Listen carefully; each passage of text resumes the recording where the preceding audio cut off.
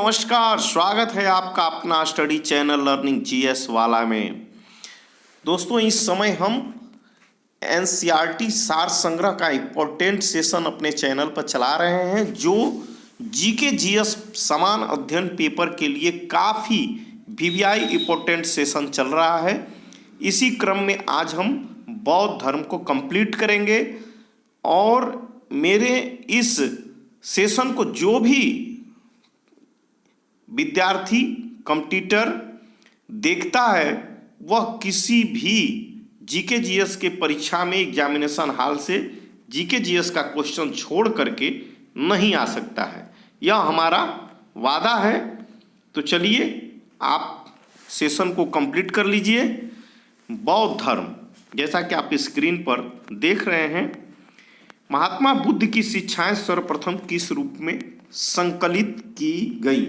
तो त्रिपिटक के रूप में महात्मा बुद्ध की शिक्षाएं सर्वप्रथम संकलित थी। महाभिनिष्क्रमण से आप क्या महाभिनिष्क्रमण से क्या तात्पर्य है? तो बुद्ध के गृह त्याग की घटना को महाभिनिष्क्रमण कहा जाता है।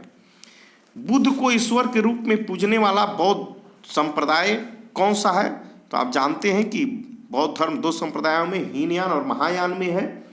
तो बुद्ध को ईश्वर के रूप में पूजने वाला बौद्ध संप्रदाय महायान है। किस बौद्ध संगीति में बौद्ध संघ स्थाविरवादी तथा महासंघिक जैसे दो भागों में विभाजित हुआ? तो द्वितीय संगीति के बाद बौद्ध संगीति द्वितीय के बाद स्थाविरवादी तथा महासंघिक दो भागों में विभाजित हुआ। बौद्ध मत के उपसंपदा पद से क्या तात्पर्य है? तो उपसंपदा का मतलब होता है बौद्ध भिक्षु के धर्म परिवर्तन की अंतिम अवस्था। बुद्ध किसके राज्यकाल में कौशाम्बी आए थे? तो उदयन के राज्यकाल में। बौद्ध धर्म में शून्यवाद तथा विज्ञानवाद जैसी दार्शनिक पद्धतियों का उदय हुआ। इसका प्रभाव शंकराचार्य के दर्शन पर भी पड़ा। इसी कारण उन्हें प्रच्छन्न बुद्ध की उपमा भी दी जाती है। बौद्ध धर्म के चार आर्य सत्य कौन कौन हैं? तो चार आर्य सत्य दुख समुदाय, दुख निरोध तथा दुख निरोध गामिनी प्रतिपदा।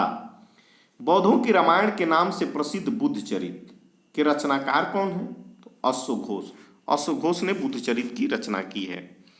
अशोक का कौन सा अभिलेख इस परंपरा की पुष्टि करता है कि बौद्ध गौतम बुद्ध का जन्म लुम्बिनी में हुआ था? तो रुम्मिनदेई स्तंभ लेख जो है वह पुष्टि करता है कि गौतम बुद्ध का जन्म लुम्बिनी में हुआ था। बौद्ध धर्म के महायान और हीनयान संप्रदायों में सर्वाधिक मौलिक अंतर कौन सा है? तो इनमें अंतर है देवी देवताओं की पूजा। बुद्ध की सर्वाधिक मूर्तियों का निर्माण गंधार शैली में हुआ है। ध्यान रखिएगा, बुद्ध की सर्वाधिक मूर्ति का निर्माण गंधार शैली में हुआ है, लेकिन इनकी प्रथम प्रतिमा मथुरा कला शैली के अंतर्गत बनाई गई थी। भारतीय कला में बुद्ध के जीवन के किस घटना का चित्रण मृग संहित चक्र द्वारा दिखाया गया है? तो प्रथम उपदेश को। बोध गया के महाबोधि मंदिर का संबंध गौतम बुद्ध के जीवन के किस महत्वपूर्ण घटना से है? तो गौतम बुद्ध की ज्ञान प्राप्ति से। आप जानते हैं कि गौतम बुद्ध को ज्ञान प्राप्ति महाबोधि गया में, महाबोधि वृक्ष के नीचे, पीपल का वृक्ष जिसे कहा जाए है, उसके नीचे गया में निरंजना नदी के तट पर हुआ था। तो बुद्ध के उपदेश किससे संबंधित है? तो आचरण की शुद्धता एवं पवित्रता से बुद्ध के उपदेश संबंधित है। चलिए आगे चलते हैं, अब बुद्ध के जीवन के बारे में देख लेते हैं। तो बौद्ध धर्म के वास्तविक संस्थापक महात्मा बुद्ध थे। इनका जन्म 563 ईसा पूर्व में हुआ था। जन्म स्थल लुम्बिनी वन जो कपिलवस्तु वर्तमान में रुम्मिनदेई नेपाल में है। गौतम बुद्ध के पिता का नाम शुद्धोधन था। शाक्यों के राज्य कपिलवस्तु के ये शासक थे शुद्धोधन। माता का नाम महामाया देवी था जो कोलिय गणराज्य की थी। बचपन का नाम सिद्धार्थ जो गोत्र इनका गौतम था। पालन पोषण इनकी मौसी विमाता प्रजापति गौतमी ने की थी। पत्नी का नाम यशोधरा, ये कोलिय गणराज्य की राजकुमारी थी। पुत्र का नाम राहुल था। इनका सारथी का नाम चन्ना था। ये राजा के लड़के थे, इसलिए घोड़ा का नाम इनका कंथक था, घोड़े से चलते थे। ज्ञान प्राप्ति स्थल जो है, ज्ञान प्राप्ति स्थल गया, बोध गया बिहार में है। निरंजना नदी का तट घटना संबोधि। प्रथम उपदेश स्थल ऋषिपत्नम सारनाथ वाराणसी में है। शिष्य इनका आनंद व उपाली थे। धर्म प्रचार का स्थल साक, काशी, मगध, यंग, मल्ल, बज्जी तथा कौशल राज्य है। इनके जीवन का जो अंत हुआ, जीवन के अंत को बौद्ध परंपराओं में महानिर्वाण कहा जाता है। 483 ईसा पूर्व, आयु 80 वर्ष, दिन वैशाख की पूर्णिमा थी, स्थल कुशीनगर उत्तर प्रदेश था। बुद्ध के जीवन काल में ही कौन संघ प्रमुख बनना चाहता था? तो देवदत्त, जो इनका भाई था। भारत में मूर्ति पूजा की नींव बौद्ध धर्म ने ही रखी। जो मूर्ति पूजा आज होती है वह उसकी नींव बौद्ध धर्म ने ही रखी। सर्वप्रथम बुद्ध की प्रतिमाओं का पूजन किया गया। सबसे पहले जिस प्रतिमा की पूजा हुई वो बुद्ध की हुई थी। नालंदा विश्वविद्यालय की स्थापना किस काल में हुई थी? तो गुप्त काल में। अष्टांगिक मार्ग की संकल्पना, अष्टांगिक मार्ग की संकल्पना किससे संबंधित है? तो धर्म चक्र प्रवर्तन से।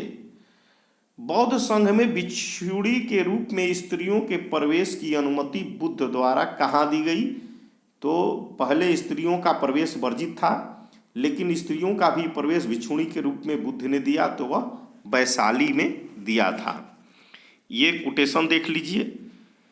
सम्राट अशोक ने अपने पुत्र महेंद्र और पुत्री संघमित्रा को बौद्ध धर्म के प्रचार प्रसार के लिए श्रीलंका, पुत्र महेंद्र और पुत्री संघमित्रा को बौद्ध धर्म के प्रचार के लिए श्रीलंका भेजा था। सम्राट अशोक जो है बौद्ध धर्म से प्रभावित थे, इसलिए बौद्ध धर्म को कलिंग युद्ध के बाद अपना लिया था। ये बौद्ध संगीतियाँ हैं, काफ़ी इंपॉर्टेंट। यहाँ से तो क्वेश्चन पूछा जाता है। तो बौद्ध संगीतियाँ ये देखिए, क्रम, वर्ष, स्थान, अध्यक्ष और शासनकाल। इसका एक ट्रिक भी बताएंगे आपको। प्रथम जो बौद्ध संगीति हुई थी वो 483 ईसा पूर्व में हुई थी। कहाँ हुई थी? राजगिरी में। महाकश्यप इसके अध्यक्ष थे और उस समय राजा अजातशत्रु थे। द्वितीय जो 383 ईसा पूर्व में हुई, वैशाली में हुई थी। साब कमीर इसके अध्यक्ष थे। कालाशोक उस समय राजा थे। तृतीय 250 ईस्वी पूर्व में पाटलिपुत्र में हुई। मोगलीपुत्र तिस्स इसके अध्यक्ष थे। अशोक, सम्राट अशोक राजा थे। चतुर्थ 98 ईस्वी में हुई।